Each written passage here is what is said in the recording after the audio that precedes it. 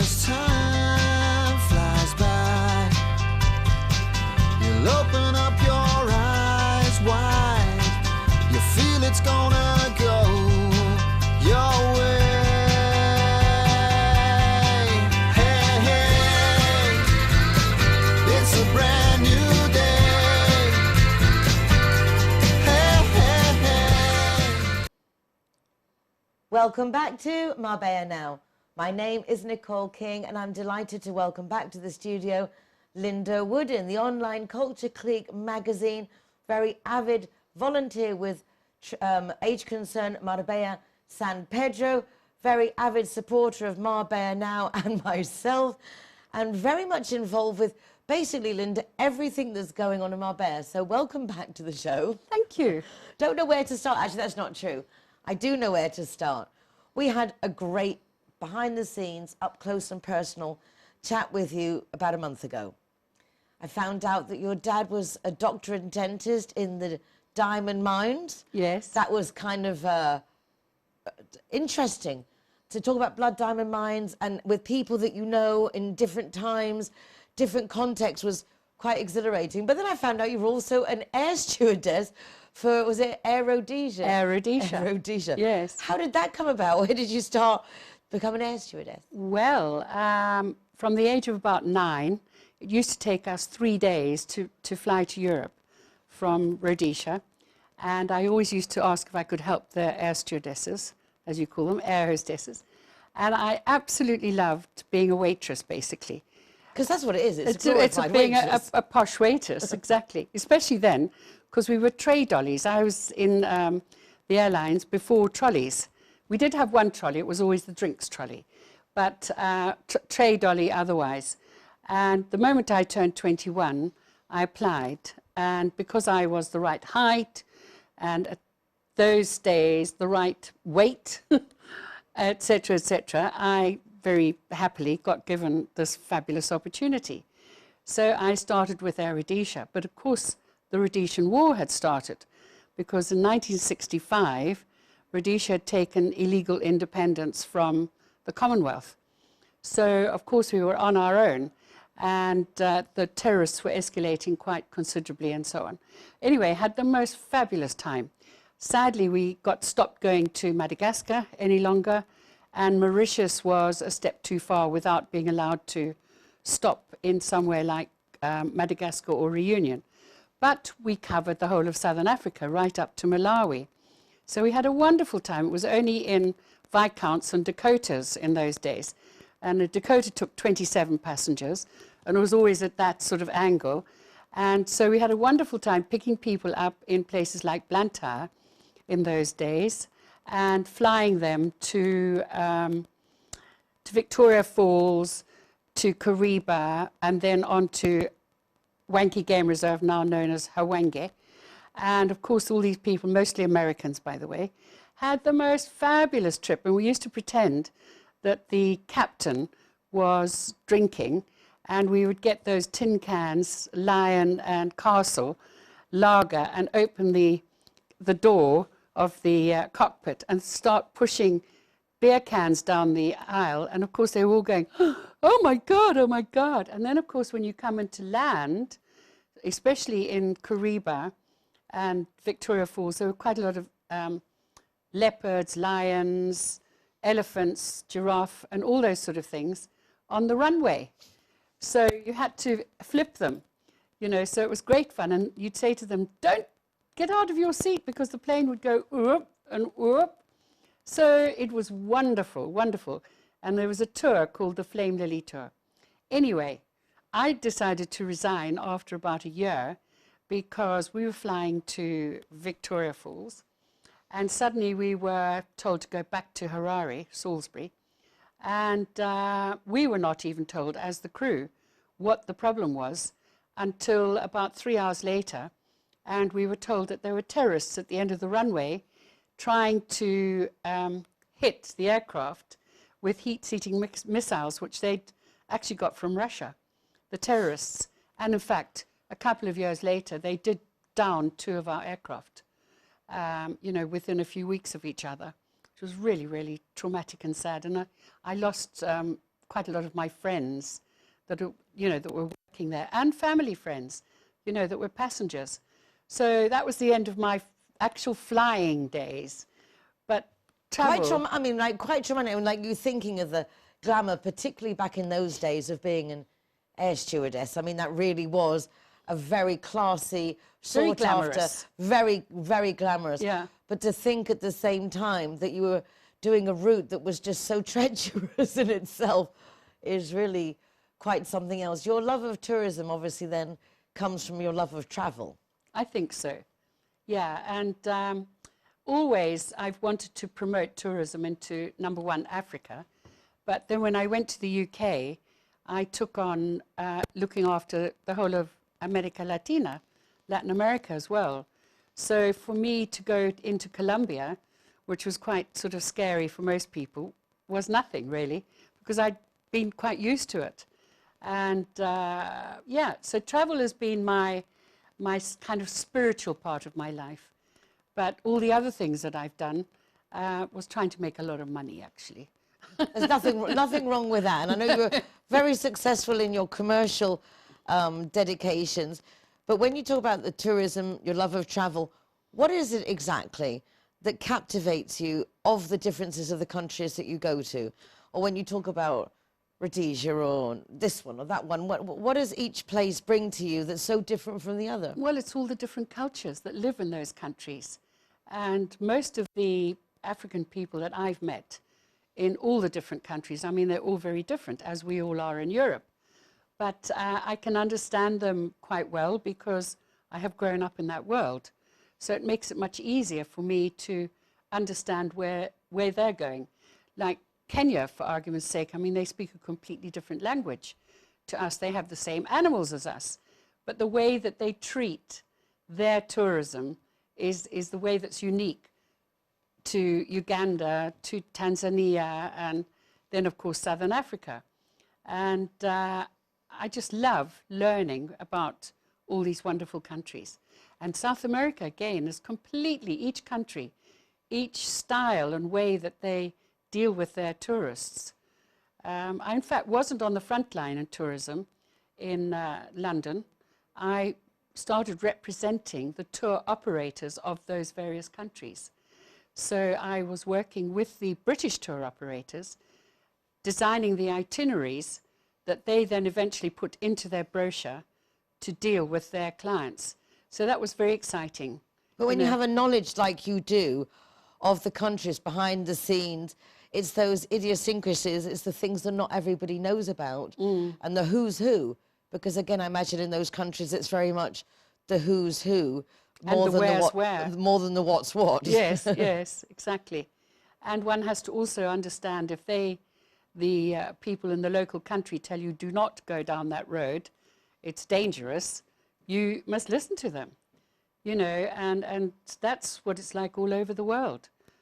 So the travel business for me is just so exciting. I mean, I went to Serbia, which is in Europe, and it had just come out of being what I would call the danger zone. And that was fascinating because we were trying to get the British people to start looking at going in for long weekends into their beautiful, beautiful capital. But they are a very different type of people to what most Western European people are like. And they have some fabulous ideas and concepts that nowhere else in Europe has actually picked up on yet. Such as, I mean, it's hard when someone puts you on the spot to say that, but... Well, on a retail level, because I was involved in retail, we went into one very large room. Well, it was almost like a sort of warehouse. And what had happened was various different companies had taken X amount of space. And each of them was either selling food or cheese or something specific, or in fact, natural, products, soaps, etc., or clothes even. And you could go and have a drink in one, but be looking at the other one.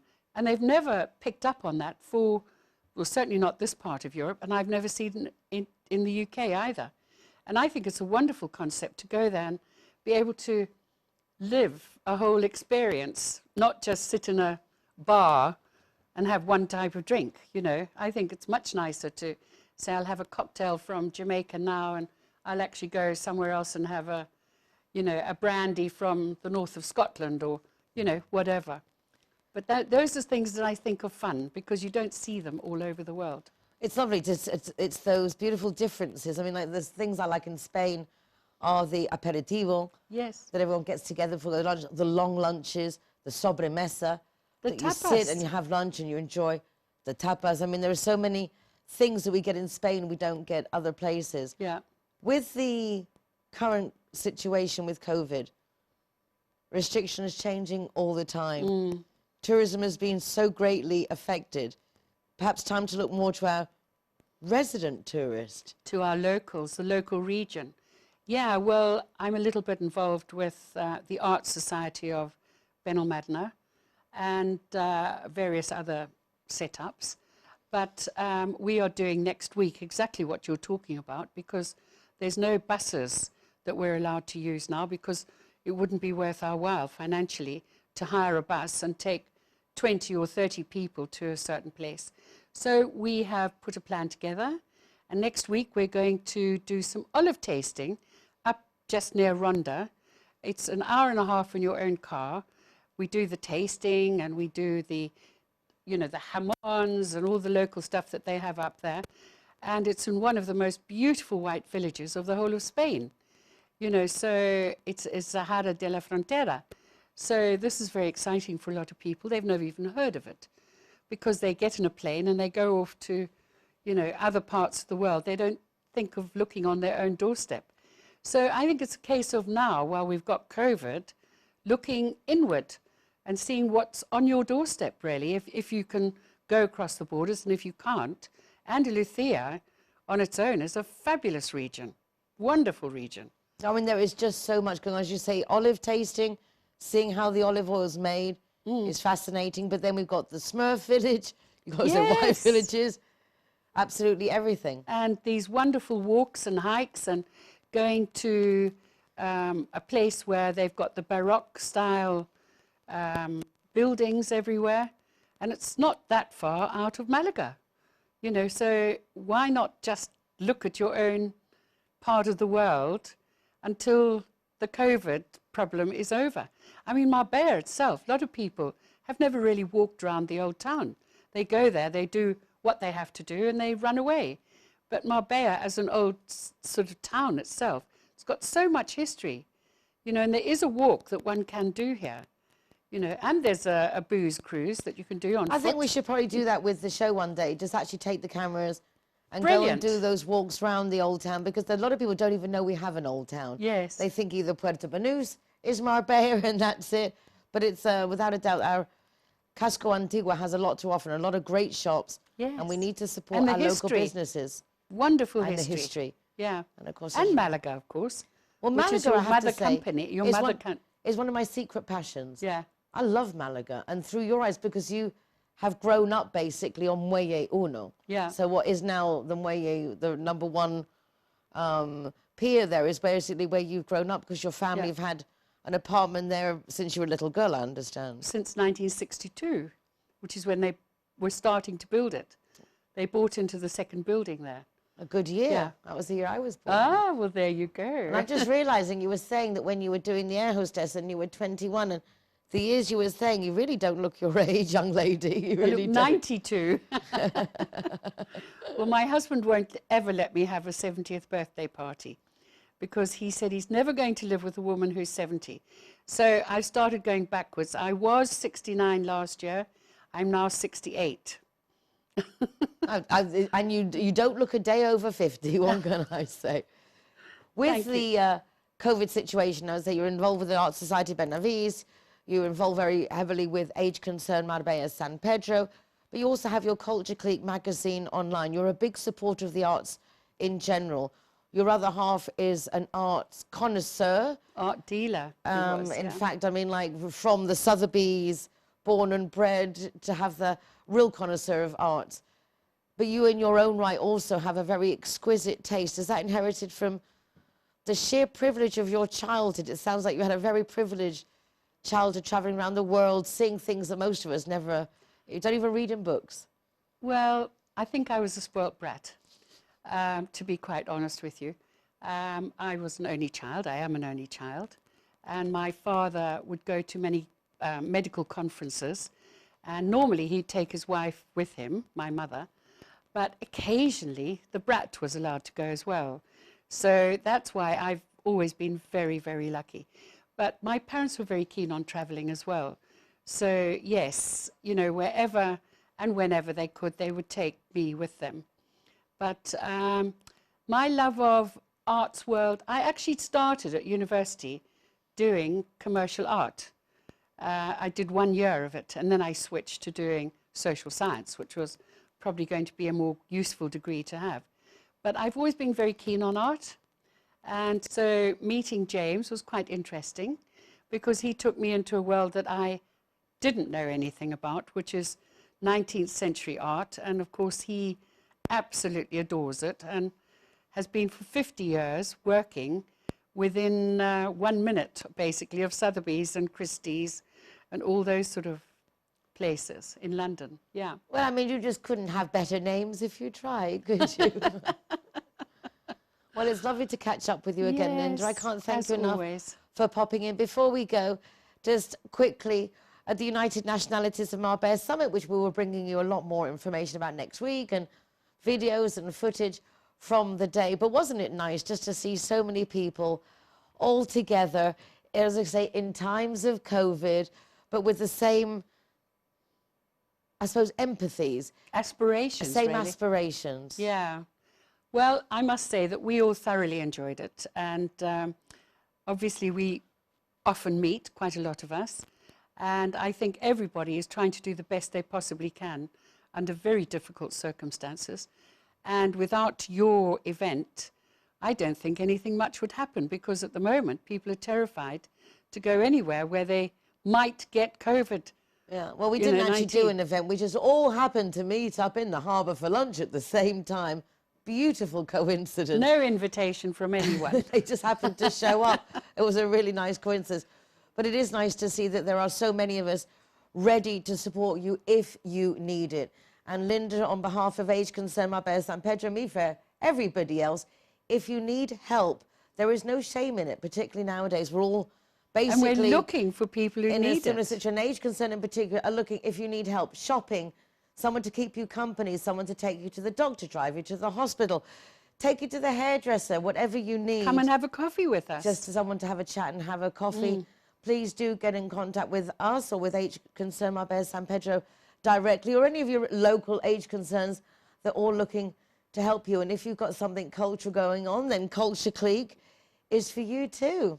Yeah, that magazine actually covers the whole of Spain, or it covers people who have had dealings with Spain and they don't necessarily live here themselves. So very interesting, certainly cultural, certainly a lot to learn about the world we live in. Nice things. There's a lot of not so nice things, but some nice things, cultural things, artistic things, which is always great. Linda, thank you so much. Well, thank you. I look forward to chatting again very soon. Yes, look forward to seeing you very, very soon. Very, very soon. It sounds like a threat. Thank you so much. Linda Woodin, so a pleasure always to have her on the show.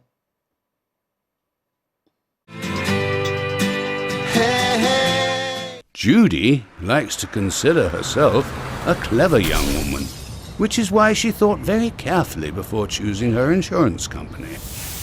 Now that she needs it, she's jolly glad she chose Linear Director, as it looks as if she might have something better to do.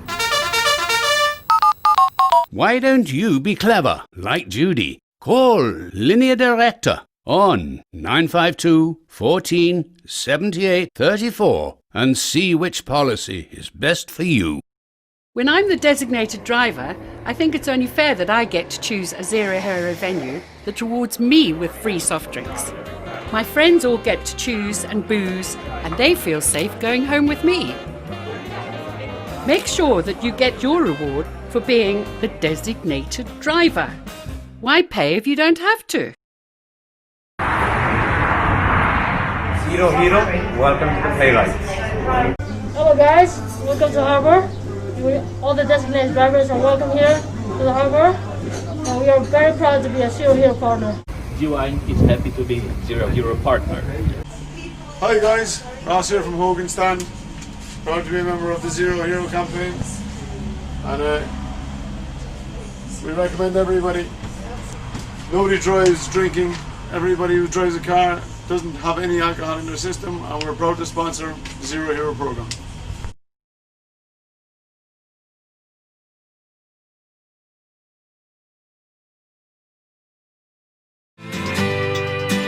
Hey, hey. At La Rosticeria with a wonderful chef, Aitor Peruruena. He's already got these amazing white butter beans, big fresh Spanish beans, cooking. It smells delicious. It's got spicy sausage, chorizo in there. Also going to add some meatballs in afterwards.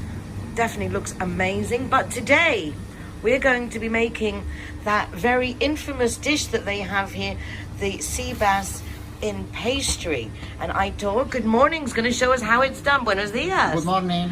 Good morning. Very excited to learn this signature dish. Es un plato reconocido de vuestro restaurante, Sí. lubina en hojaldre. Es una lubina, que es la receta originaria, es de Paul Bocuse, es un cocinero muy reconocido a nivel mundial, que es una lubina hojaldrada, y bueno, nosotros la hacemos de una forma especial, pero la base sigue siendo la de este señor. He said he's following a recipe by a famous, world-famous chef, but he's got his own little twist on it. So we're going to see how our Aitor puts it together. Es una receta muy fácil, económica, sabrosa y sobre todo cómoda para cocinar en casa y disfrutar sin estar, como digo yo, en la cocina hasta el último minuto. One of the nice things that Aitor is saying, that although this is a very visual dish and a very fancy dish, it's very easy, economic to make. And these are the ingredients that he's going to be using. Can't wait to find out more. Vamos a usar lubina de 500 gramos, 500 grams of sea bass, sin nada de espinas, all the bones taken out. ¿vale? Esto el pescatero de cualquier centro comercial nos lo limpia. And any fishmonger will clean it for you. Bien, vamos a usar espinaca, Spinach. sí, cebolla, ya la tengo pochada, So he's cebolla, got poached onion there, gambas, peeled prawns, raw, nata, fresh cream, bien, y solamente luego un huevo and 1 egg, para pintar el hojaldre which is what he's going to use to then paint the pastry to give it that lovely sheen. y el hojaldre, ¿vale? Voy a quitar esta espinita. And of course the pastry. Aquí le estoy quitando la espina que tiene aquí, que molesta un poco, ¿vale? Taking out the little back spine. Perfecto. Just tidying it up a little Y bit. le voy a quitar la piel. And he's going to take the skin off. Repito, en la pescadería nos la hace el pescatero, ¿vale? But you can get your fishmonger to do this for you. Or you can, I'm sure, buy fish that's already prepared for those of us who aren't used to this type of manhandling such fresh produce. Tenemos la lubina lista y vamos a empezar con el relleno. And now we're going to start with the filling. Un poquito de aceite. Oh, now we're going to a frying pan, heating it up. Olive oil in. Yo ya tengo la cebolla pochada, ¿vale? He's already got the onions to that transparent Entonces, level, so... pero si no, tendríamos que coger la cebolla y cocinarla un poco. But if not, you'd have to already now be frying the onion, as he's doing now, to get it to this golden color, and then follow the steps that we're going to do now. Muy importante, la cebolla, cocinarla despacio y bien, casi que se deshaga. Very important to cook the onion very well, almost so it like just falls apart, Esta cebolla en la boca se deshace, so that it just melts in your mouth. le aporta un toque caramelo And it gives it a caramelized, muy smooth bonito, texture. ¿vale? Aquí, ahora, vamos a añadir la gamba. Now, the fresh peeled prawns.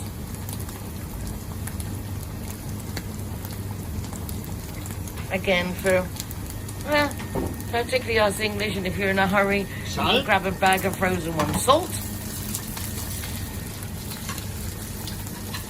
La gamba se cocina muy poco. You don't want to overcook the prawns. Esto ya empieza a oler. Amazing aroma.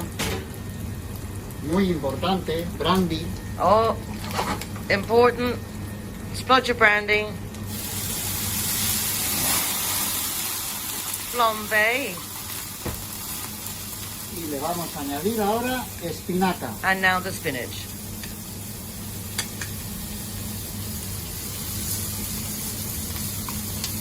Puede ser fresca o congelada. Fresh or frozen. Nosotros usamos fresca. They use fresh, but again, it depends on your time. But as you can see, all the ingredients are easily available, and it's taking but moments to put together. Salteamos. Le echamos una pizquita de sal. Another pinch of salt, Y añadimos and now nata. the cream.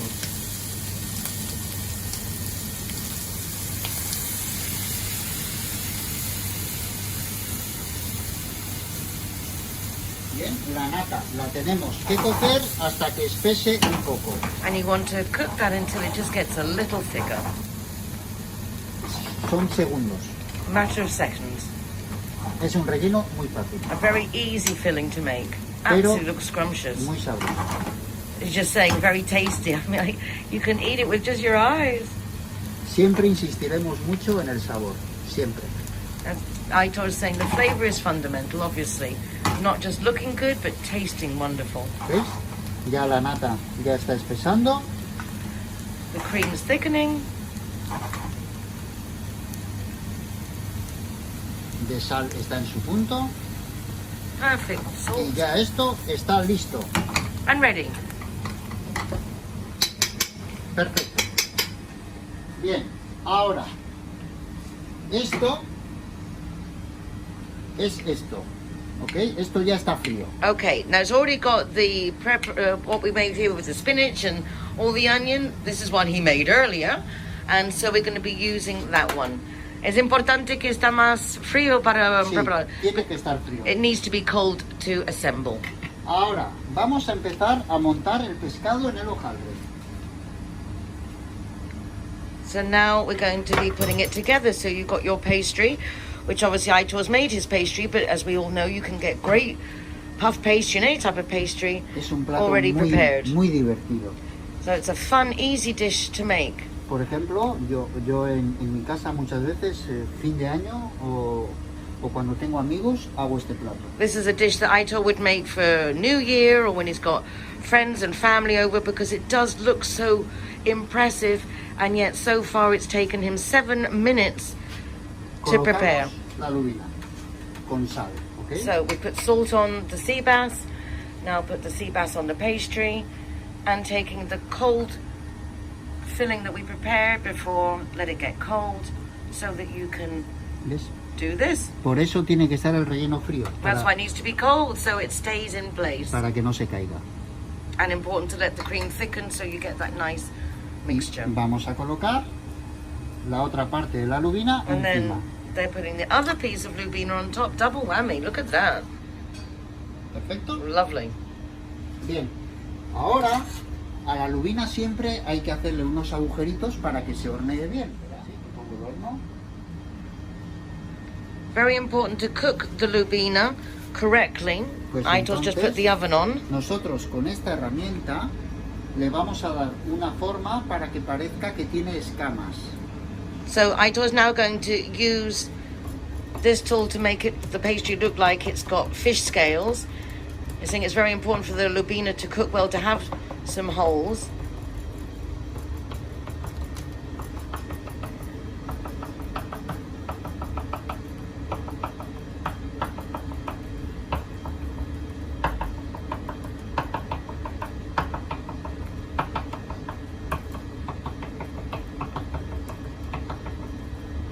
Si no tenéis esta herramienta, se puede hacer con una chapa, con cualquier cosita que le dé esta forma. You can use anything to make the little Bien, scales, a even a top of a bottle. batir Now beat the egg. un huevo.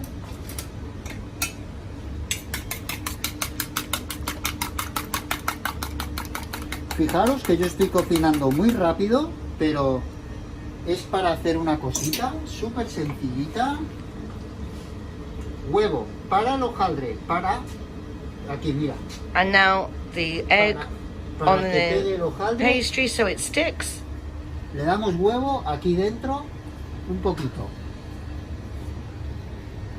Así, para que el hojaldre este lo pongamos arriba y se pegue. Now he's going to put the other piece of pastry on top, and so that it sticks together, the beaten egg Bien. applied. Y ahora empezamos a hacer, como digo yo, magia. Now the magic. Colocamos esto aquí arriba. Pegamos bien para que el huevo Tap it down very well so that the two sides of pastry bind. ¿Veis? De esta forma le va a dar como si tuviese escamas por encima. And now because of the little marks that he's made on the pastry, we look like we have a fish. Y ahora le vamos a dar como si tuviese forma de lubina. Vamos cortando And now to cut the pastry to make it actually look like a sea bass.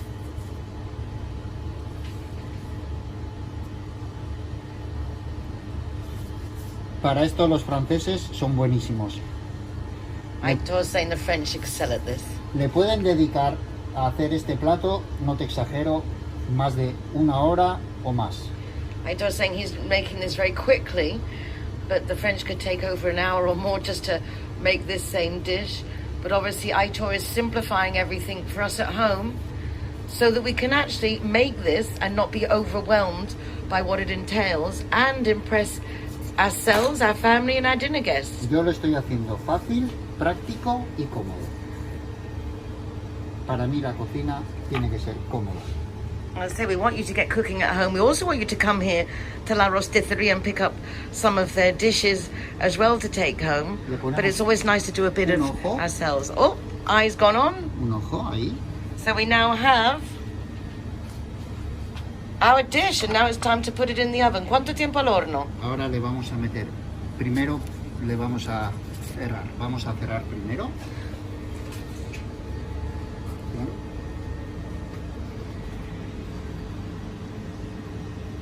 Muy importante, hay que cerrarlo, ¿vale? Now it's very important to seal it. Aitor's using a fork, which fits in very nicely with the design of our fish, but very important to seal. We don't lose any of those juices. Luego hay que darle huevo por encima. And then is going to brush it with the remaining beaten egg on top. Puede ser huevo entero o yema de huevo. You can either use the whole egg or just the egg yolk. Bien, entonces ya tenemos esto aquí. Y le vamos a dar huevo. Y para hornear no falla. A 185 grados 185 degrees durante 17-18 minutos. for 17 or 18 minutes. Y la lubina sale perfectamente en su punto. And your fish will just be at its perfect point.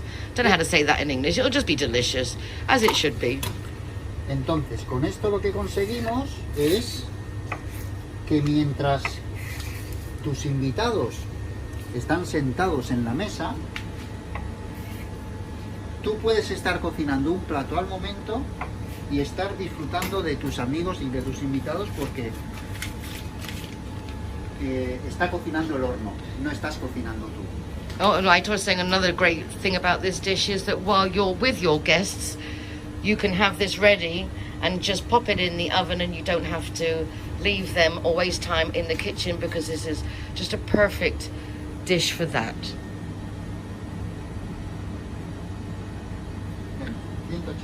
185 degrees for 17 minutos. 17 minutes. Vamos a colocar. Y al horno. To the oven with you.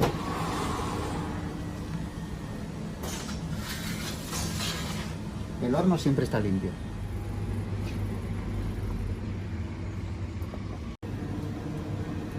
Looks like it's ready.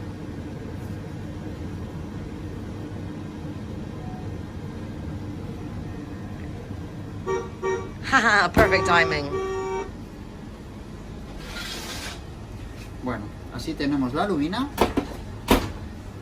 Look at that. Fijaros cómo le damos una forma que parezca una lubina, ¿vale? Esto está totalmente horneado en su punto. Bien. Lo vamos a colocar aquí. Ready for takeaway. Y perfecto para llevar a su casa. Pero repito, recomendamos casi que lo horneen ustedes en su casa, porque como habrán visto, en 15 minutos este olor que tiene el hojaldre cocinado al momento es insuperable. And you can only not only take away this, you can not only take this away already baked, but if you like, you take it away and bake it at home. It's just 17 minutes, and as you can see, perfect.